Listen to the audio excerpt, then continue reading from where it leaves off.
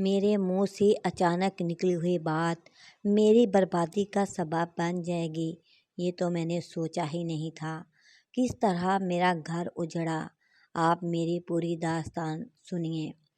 جب ہوش سنبھالا تو احساس ہوا کہ مجھ پر گھر کی بڑی ذمہ داریاں ہیں۔ تب میں نے بہت محنت کی، BA B.Ed کیا اور پھر ایک ہائی اسکول میں ملازمت مل گئی۔ میرے بہن بھائی سبھی مجھ سے چھوٹے تھے، ان کو پڑھایا لکھایا، گھر کے حالات سنبھل گئے، مگر میرے خوابوں کے دن نوکری کی نظر ہوتے گئے۔ جب میرے بھائی گھر کو سہارا دینے کے قابل ہوئے تو میری عمر 27 برس ہو چکی تھی۔ اب ماں کو میرے ہاتھ پیلے کرنے کی فکر ہو گئی۔ منہ بولی خالہ میرے لیے اپنے بیٹے کا رشتہ لائیں۔ ماں نے سوچا لڑکا ابھی پڑھ کر فارغ ہوا ہے، نوکری بھی مل ہی جائے گی۔ سلیمان نوجوان اور خوبصورت تھا اور میں برسرِ روزگار تھی۔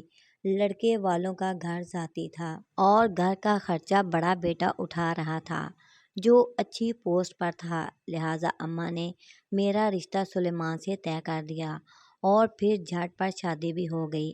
مجھے سلیمان اچھے لگے اور میں بھی ان کو پسند آ گئی۔ ہماری جوڑی خوب بن گئی۔ چند دن تو ہنسی خوشی بیت گئے، مگر جلد ہی مجھے محسوس ہوا کہ جیٹھانی خود کو مجھ سے بدتر خیال کرتی ہے اور رعب بھی جماتی ہے کیونکہ ان کا شوہر کماؤ ہے۔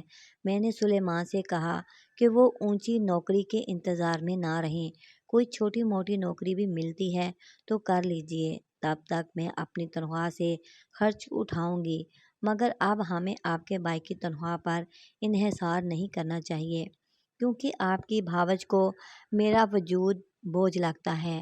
سلیمان میری بات سن کر پریشان ہو گئے۔ وہ چھوٹی موٹی نوکری نہیں کرنا چاہتے تھے۔ ہماری شادی کو 3 ماہ ہوئے تھے کہ ایک دن جیٹھانی نے کہا کہ جو زیور ساس نے تم کو بری میں دیا تھا وہ میرا ہے، انہوں نے چند دن کے لیے مانگا تھا، برائے مہربانی مجھے واپس کر دو۔ میں نے ساس سے پوچھا تو وہ خاموش ہو گئیں اور میں نے جیٹھانی کو زیور واپس کر دیا۔ جب شام کو سلیمان گھر آئے تو میں نے بتایا کہ تمہاری باوج صاحبہ نے مجھ سے زیور واپس لے لیا ہے، اگر آپ کے پاس زیور چڑھانے کی توفیق نہ تھی تو نہ چڑھاتے، مانگے کا تو نہ پہناتے۔ وہ بولے زیور تو میری ماں کا تھا، بھاوج کا نہیں، وہ اپنا حصہ لے چکی ہیں۔ شاید اس وجہ سے میری ماں خاموش ہو گئی تھی کہ وہ گھر میں جھگڑا نہیں چاہتی تھی کیونکہ گھر بھائی کی کمائی پر چل رہا ہے اور میں بے روزگار ہوں۔ خیر تم افسردہ نہ ہو، میں تمہیں زیور پہناؤں گا اور اس سے بھی اچھا اور بھاری زیور ہوگا۔ خدا جانے کیسے میرے منہ سے یہ الفاظ نکل گئے کہ میری اچھی تنخواہ ہے، خود لے کر پہن سکتی ہوں، آپ جھوٹے دلاسے نہ دیجیے، بس آپ نوکری ڈھونڈ لیجیے، یہی میرے لیے بہت ہوگا۔ میں نے تو ویسے ہی کہہ دیا تھا، مجھے علم نہیں تھا کہ سلیمان میری اس بات کا اتنا گہرا اثر لیں گے۔ وہ کافی عرصے خاموش اور بجھے بجھے رہے اور اتنے مایوس ہو گئے کہ ایک دن ایسی حرکت کر ڈالی۔ مجھے نہیں معلوم تھا کہ میرے شوہر کا حلقہ احباب کیسا تھا، وہ کب اور کیسے اس گینگ میں جا پھنسے تھے۔ ایک دن شام کو جب میں اسکول سے پڑھا کر لوٹی تو سلیمان گھر میں موجود نہیں تھے۔ رات ہو گئی مگر وہ نہ لوٹے۔ مجھے تو فکر ستانے لگی، رات بھر نیند نہیں آئی۔ اگلی صبح 4 بجے وہ گھر آئے۔ ان کے ہاتھ میں ایک بیگ تھا جس میں کچھ زیورات اور نقد رقم تھی۔ کہنے لگے یہ زیورات تمہارے ہیں اور رقم بھی سنبھالو، اس سے کوئی کاروبار کرنا ہے تاکہ تمہیں بھابھی کے رعب میں نہ رہنا پڑے۔ ہم الگ گھر لے کر رہ لیں گے لیکن کچھ دن کے لیے اس بیگ کو کہیں چھپا دو۔ اس وقت وہ بہت تھکے ہوئے دکھائی دے رہے تھے، جیسے مسلسل جاگتے رہے ہوں۔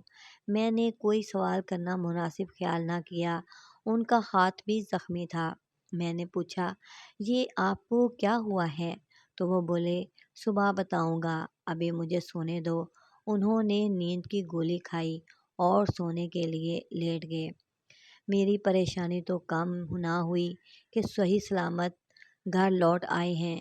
سوچا ابھی آرام کرنے دوں، بعد میں پوچھ لوں گی۔ خود بھی رات بھر جاگتی رہی تھی۔ نماز پڑھ کر اسکول کی تیاری کرنے کے بجائے چھٹی کر لی اور سو گئی۔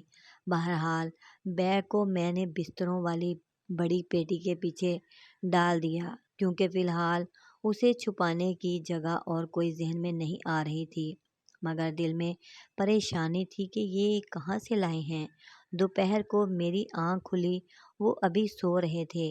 میں نے گھر کے کچھ کام سمیٹے، تبھی شام ہو گئی۔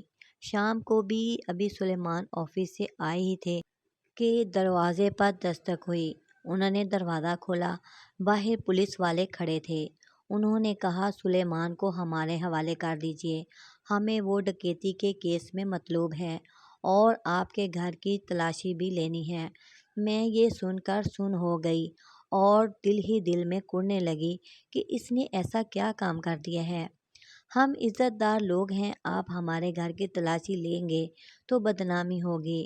اگر آپ کو میرا بھائی مطلوب ہے تو آئیے، بڑے شوق سے گرفتار کر لیجیے، وہ گھر میں موجود ہے۔ پولیس نے سلیمان کو گرفتار کر لیا اور اپنے ساتھ لے گئے۔ میں رونے لگی تو جیٹھ نے کہا، یہ سب تمہارا کیا دھرا ہے، تمہارے لیے ہی اس نے ڈکیتی کی ہے اور چور ڈاکو بن گیا ہے۔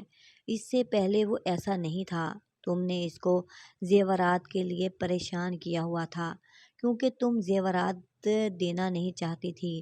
اس نے مجبور ہو کر ڈاکہ ڈالا تاکہ تمہارے طعنوں سے بچ سکے۔ مجھے بتاؤ، کیا زیور ہی سب کچھ ہوتا ہے؟ تمہاری وجہ سے ہماری خاندانی عزت خاک میں مل گئی۔ اب میں تمہیں وہ سبق سکھاؤں گا کہ یاد کرو گی۔ اس کو کہتے ہیں چت بھی میری پت بھی میرا۔ میری بھلا میرا کیا قصور تھا؟ انہوں نے زیور بری میں چڑھا کر واپس مانگے، میں نے دے دیے۔ اب میں شوہر سے شکوہ نہ کرتی تو کس سے کرتی؟ بے شک پڑھی لکھی تھی، مگر ہمارے یہاں عورت پڑھی لکھی ہو یا ان پڑھ، اسے زیورات سے پیار ہوتا ہے۔ مگر میں نہیں چاہتی تھی کہ میرا شوہر ڈکیت بن جائے۔ جو کچھ سلیمان نے کیا اپنی مرضی سے کیا، لیکن الزام سارا مجھ پر آ گیا۔ البتہ یہ میری غلطی تھی کہ میں نے شوہر کے کہنے پر بیگ چھپا دیا اور اس کے بارے میں جیٹھ کو نہیں بتایا، اس خوف سے کہ وہ یہ بیگ پولیس کے حوالے کر دیں گے تو پولیس کو فوراً ڈکیتی کا ثبوت مل جائے گا، پھر سلیمان بری طرح کیس میں پھنس جائیں گے۔ یہ نہیں پتہ تھا کہ جب پولیس اپنے داؤ آزمائے گی تو وہ خود سب کچھ بتانے پر مجبور ہو جائیں گے۔ زخمی ہاتھ نے بھی سارا راز اگل دیا کہ انہوں نے کھڑکی کا شیشہ مکہ مار کر توڑا تھا۔ جب ڈکیتی کے لیے کمرے میں داخل ہونا تھا، پولیس دوبارہ گھر آئی بیگ برآمد کرنے کے لیے۔ تب جیٹھ مجھ پر بہت بگڑے کہ تم نے مجھے کیوں نہیں بتایا کہ وہ بیگ تمہارے پاس ہے؟ اب اور زیادہ لینے کے دینے پڑ جائیں گے اور ہو سکتا ہے کہ میری نوکری زد پر آ جائے۔ تم عجب پڑھی لکھی جاہل عورت ہو۔ اگر اسی وقت ہم نے بیگ پولیس کے حوالے کیا ہوتا تو ہم شریک جرم نہ ٹھہرتے۔ اب تم کو بھی وہ پکڑ کر لے جائیں گے، کیونکہ چوری کا مال ہم سے برآمد ہوا ہے۔ بیگ تو پولیس کے حوالے ہوا، لیکن اس کے بعد تھوڑی بہت کارروائی دکھانے کو گھر کی تلاشی بھی لی گئی۔ جیٹھ صاحب پوزیشن والے آدمی تھے، پولیس کے ایک بڑے افسر کے ان کے اچھے تعلقات تھے۔ انہوں نے ان کو فون کال کر کے سچ سچ تمام احوال بتا کر کہا کہ یہ عورتوں کے کرتوت ہیں اور مرد اس طرح پھنسے ہیں۔ انہوں نے جیٹھ کی شرافت کی لاج رکھی اور بات صرف سلیمان کی گرفتاری تک محدود رہی۔ گھر کے دیگر افراد کو شامل تفتیش نہ کیا گیا، نہ کسی کو پولیس نے پریشان کیا۔ سلیمان نے قبول کر لیا کہ اس نے اس ڈکیتی میں پہلی بار حصہ لیا ہے، اس طرح بچ تو گیا، مگر ہمارے جیٹھ نے کہہ دیا کہ میرا اپنے ڈکیت بھائی سے کوئی تعلق نہیں اور نہ میں اس کی ضمانت یا کیس میں کوئی مدد کروں گا، اور میرا تم سے بھی کوئی رشتہ واسطہ نہیں، تم اپنے میکے جا سکتی ہو۔ میں بہت پریشان ہو گئی۔ اس ڈکیتی کی خبر اخبار میں چھپی، اپنے شوہر کا نام ڈکیتی کی خبر میں پڑھا تو بہت شرمندہ ہوئی اور ٹیچرز کو بھی سن گن ہو گئی، خبر ہو گئی، کیونکہ وہ میری شادی اور ولیمے میں آ چکی تھی۔ انہوں نے سلیمان کو دیکھا ہوا تھا اور اب ڈاکوؤں اور چوروں کے گینگ کے افراد کے ساتھ ان کی بھی تصویر چھپی ہوئی تھی۔ بھلا اخبار والے کسی کو بخشتے ہیں جبکہ بڑے بھائی نے لا تعلقی کا اعلان کر دیا ہو۔ میں چند ماہ کی دلہن تھی اور وہ ٹیچرز جو شادی والے دن مجھ پر رشک کر رہی تھیں اب طنزیہ مسکرا رہی تھیں۔ لکھ نہیں سکتی کہ اس کے بعد میں نے کتنی سختیاں جھیلیں، کتنی ضلالت ہوئی، وکیلوں کے دفتروں کے چکر لگائے، جو تھوڑی بہت جمع پونجی تھی وہ بھی لٹا دی، مگر سلیمان کی ضمانت نہ کروا سکی۔ ان کو جس گینگ نے اپنے ساتھ پھنسایا تھا ان کے بااصل لوگوں سے تعلقات تھے۔ جو لوگ پکڑے گئے تھے ان سب کی ضمانت ہو گئی۔ انہوں نے سارا الزام سلیمان پر ڈال دیا اور میں نے نہ تو اپنے شوہر کو جیل کی سلاخوں سے رہائی دلوا سکی۔